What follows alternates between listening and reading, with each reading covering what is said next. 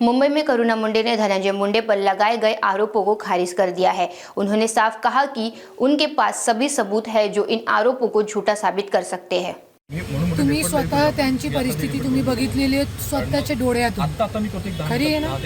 तो ते किती डिप्रेशनमध्ये होता आणि किती प्रेशर होता त्यांच्या डोक्यावरती, आणि तेच प्रेशर तो मला करत होता की बोलू नका, मीडियावरती बोलू नका, आणि मी काय वेगळा काय वाईट बोलत पण नाही होती. मी फक्त इतका बोलत होती की न्यायालयाच्या आणि माझे जे ॲडव्होकेट होते त्यांचा धन्यवाद, फक्त इतका मी बोलत होती.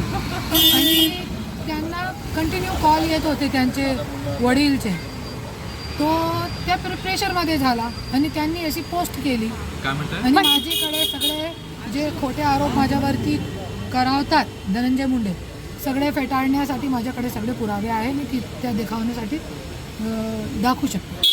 त्यांनी जी पोस्ट केलेली आहे, एक मिनिट, तर त्याचंच आहे का इंस्टाग्रामचं? नाही, उसका अकाउंट नाही. तो कोणी त्याच्याकडनं करवून घेतले का ती पोस्ट?